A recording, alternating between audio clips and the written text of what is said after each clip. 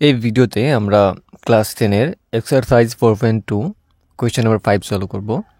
Question number 5 এর question হচ্ছে একটি সমকোণী ত্রিভুজের উচ্চতা এর ভূমি অপেক্ষা 7 সেন্টিমিটার কম। যদি অতিভুজের দৈর্ঘ্য 13 সেন্টিমিটার হয় তাহলে অপর বাহুদ্বয়ের দৈর্ঘ্য নির্ণয় করো। তো এখানে একটা ত্রিভুজ দেওয়া আছে, সমকোণী ত্রিভুজ। সমকোণী ত্রিভুজের অতিভুজের দৈর্ঘ্য হচ্ছে, এখানে দেওয়া আছে অতিভুজের দৈর্ঘ্য 13 সেন্টিমিটার। এটা হচ্ছে অতিভুজ, এটা দেওয়া আছে 13 সেন্টিমিটার। তো কোয়েশ্চনে বলা হয়েছে যে তাহলে অপর বাহুদ্বয়ের দৈর্ঘ্য নির্ণয় করো। অপর বাহুদ্বয় বলতে এটা এবং এটা। এটা হচ্ছে ভূমি, এটা হচ্ছে উচ্চতা। ভূমি আর উচ্চতা আমাদেরকে নির্ণয় করতে হবে। এখানে শুধু দেওয়া আছে 13 সেন্টিমিটার। আর একটা জিনিস দেওয়া আছে এখানে, একটি সমকোণী ত্রিভুজের উচ্চতা এর ভূমি অপেক্ষা 7 সেন্টিমিটার কম। ভূমি অপেক্ষা 7 সেন্টিমিটার কম। তো ভূমি কত আছে এখানে কিন্তু দেওয়া নেই, আর উচ্চতা কত আছে এখানে দেওয়া নেই। তো যদি আমরা ধরি এখানে ভূমি এক্স, তাহলে উচ্চতা কত হবে? এখানে দেওয়া আছে যে উচ্চতা হচ্ছে এর ভূমি অপেক্ষা 7 সেন্টিমিটার কম। যদি ভূমি এক্স হয় তাহলে উচ্চতা হবে এক্স থেকে 7 সেন্টিমিটার কম। তো আমরা লিখতে পারি এক্স মাইনাস 7। তো এখানে আমরা লিখব, ধরি সমকোণী ত্রিভুজের ভূমি এক্স, আমরা ধরে নিলাম এক্স। তাহলে সমকোণী ত্রিভুজের উচ্চতা কত হবে? অতএব সমকোণী ত্রিভুজের উচ্চতা এক্স মাইনাস 7, কারণ কোয়েশনে দেওয়া আছে যে সমকোণী ত্রিভুজের উচ্চতা হচ্ছে ভূমি থেকে 7 সেন্টিমিটার কম। তো ভূমি যদি এক্স হয় তাহলে 7 সেন্টিমিটার কম মানে মাইনাস করতে হবে এটাকে, এক্স মাইনাস 7। তো এখানে কোয়েশনে দেওয়া আছে যে যদি অতিভুজের দৈর্ঘ্য 13 সেন্টিমিটার হয় তাহলে অপর বাহুদ্বয়ের দৈর্ঘ্য নির্ণয় করো। এখানে কিন্তু একটা জিনিস দেওয়া আছে যে অতিভুজের দৈর্ঘ্য 13 সেন্টিমিটার। তো অতিভুজের যে ফর্মুলা আছে সেটা হচ্ছে, আমরা এখানে লিখব প্রথমে প্রশ্নানুসারে।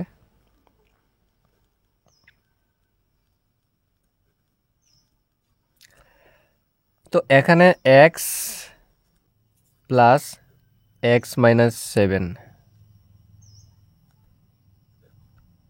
Is equal to 13। এখানে স্কোয়ার, এখানে স্কোয়ার এবং এখানে স্কোয়ার। অতিভুজের একটা ফর্মুলা হচ্ছে যে ত্রিভুজের দুটি বাহু যোগ করব। প্রথমে দুটি বাহু যোগ করে একসঙ্গে করে তারপরে এটার সঙ্গে স্কোয়ার লাগিয়ে দিয়ে তারপর ইজ ইকুয়াল টু দিয়ে অতিভুজ স্কোয়ার। অতিভুজ হচ্ছে 13, তো 13 স্কোয়ার দিয়ে দিলাম। এটা হচ্ছে কিন্তু একটা ফর্মুলা অতিভুজের। অতিভুজ স্কোয়ার ইজ ইকুয়াল টু বাহু স্কোয়ার প্লাস বাহু স্কোয়ার, এই ফর্মুলা। অতিভুজ স্কোয়ার মানে বাহু স্কোয়ার প্লাস বাহু স্কোয়ার। তাহলে আমরা এটাকে এভাবে লিখলাম, বাহু স্কোয়ার প্লাস বাহু square is equal to 13 square. এখানে বাহু স্কোয়ার কীভাবে হলো? এক্স হচ্ছে একটি বাহু ভূমি এবং এক্স মাইনাস 7 হচ্ছে আর একটি বাহু ভূমি। তো উভয়ের উপরে আমরা স্কোয়ার দিয়ে দিলাম। তো অতিভুজের উপরে কিন্তু স্কোয়ার থাকবে। তো এখানে এক্স স্কোয়ার তো সেম থাকলো, তারপরে হচ্ছে প্লাস। তো এখানে এটাকে কিন্তু আমরা একটা ফর্মুলায় সলভ করব, এক্স মাইনাস 7 হোল স্কোয়ার, ঠিক আছে? তো এটা হচ্ছে এ মাইনাস বি হোল স্কোয়ারের ফর্মুলা। তো ফর্মুলাটা হচ্ছে এ square minus twice A B plus B square. এই ফর্মুলা অনুসারে আমরা এটা সলভ করব। তো এটা হচ্ছে যেহেতু এক্স, এটা হচ্ছে এক্স মানে হচ্ছে এ আর 7 মানে হচ্ছে বি, আমরা এটা ধরে নিব। তো এখানে হচ্ছে এ মাইনাস বি হোল স্কোয়ার, এই ফর্মুলা অনুসারে আমরা করব। তো যেহেতু এক্স হচ্ছে এ, ফর্মুলাতে দেওয়া আছে এ স্কোয়ার, তো এক্স হবে এক্স স্কোয়ার, তারপর হচ্ছে মাইনাস দিলাম, তারপর হচ্ছে 2ab 2 দিলাম, তারপর হচ্ছে এ হচ্ছে এক্স, বি হচ্ছে 7, বিন্দুগুলো হচ্ছে ইনটু, তারপর হচ্ছে plus B square, plus B হচ্ছে 7 হবে 7 square is equal to 13 square. 13 square মানে হচ্ছে 169, মানে 13 স্কোয়ার কি 13 ইন্টু 13।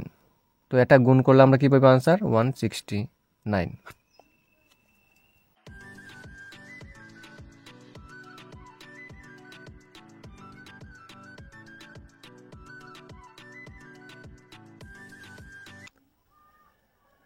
তো এখানে আমরা লিখব x square plus x square, x square কয়টা আছে? দুইটা আছে, তো লিখব 2x স্কোয়ার। তারপর হচ্ছে এখানে মাইনাস 2 ইন্টু এক্স ইন্টু 7, 7 দুগুণে কত হয়? 14x প্লাস 7 স্কোয়ার মানে কত? 7 স্কোয়ার মানে হচ্ছে 7 ইন্টু 7, 7 সাথে 49 হবে। 7 স্কোয়ার মানে হচ্ছে 49, 49 ইজিক্যাল টু 169। তো এখানে আমরা কী করব? 2x স্কোয়ার মাইনাস 14x, তো এখানে এক্স পর্যন্ত লিখলাম, তারপরে হচ্ছে 169 থেকে আমরা 49 মাইনাস করব। কীভাবে?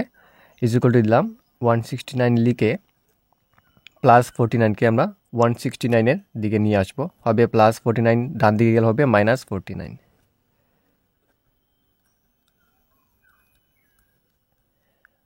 169 থেকে 49 মাইনাস করলে হচ্ছে 120।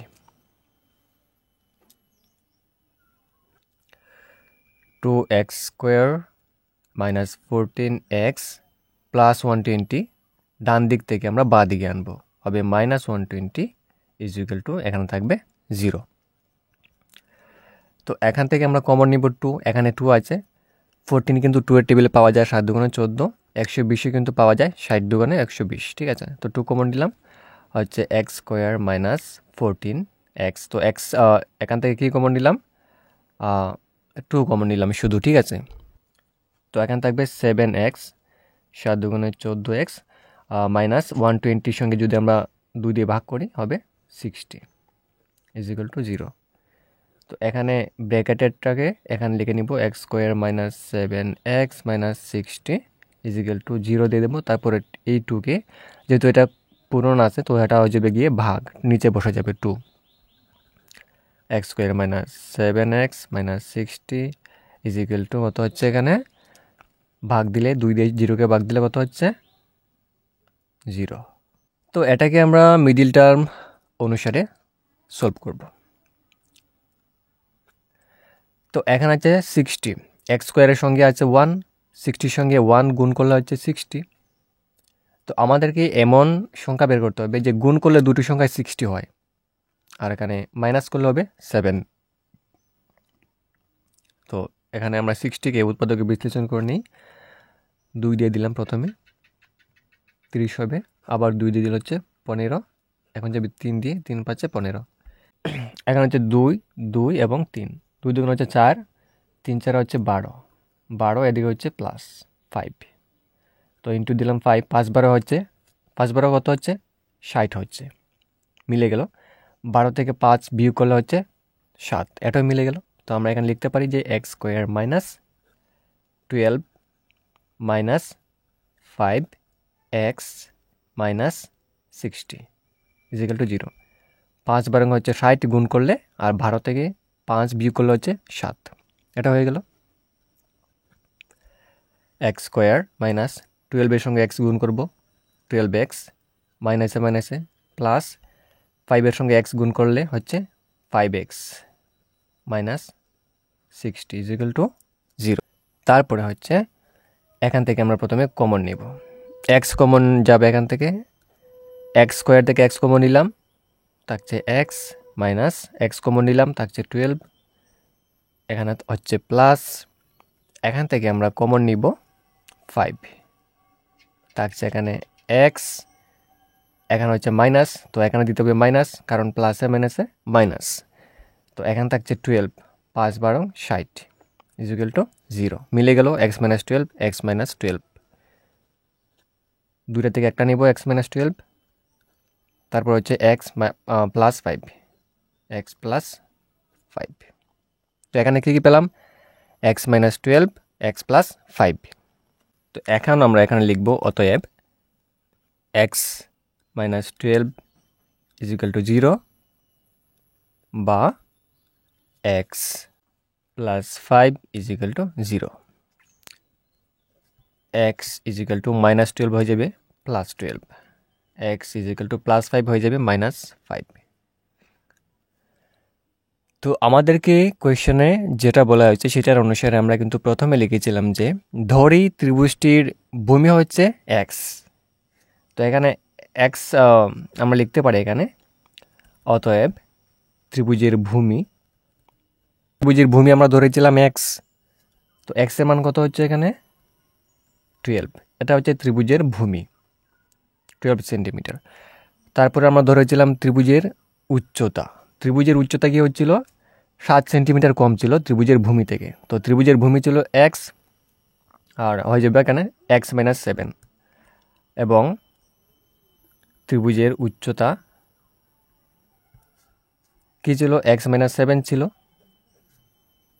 তো x এর মান হচ্ছে এখানে 12 - 7, 12 থেকে 7 মাইনাস করলে হচ্ছে 5, হয়ে গেল 5 সেন্টিমিটার। তো এখানে আরেকটা জিনিস খেয়াল করতে হবে, এক্সের মান এখানে কিন্তু দুইটা বেরিয়েছে, একটা হচ্ছে 12 এবং অপরটি হচ্ছে -5।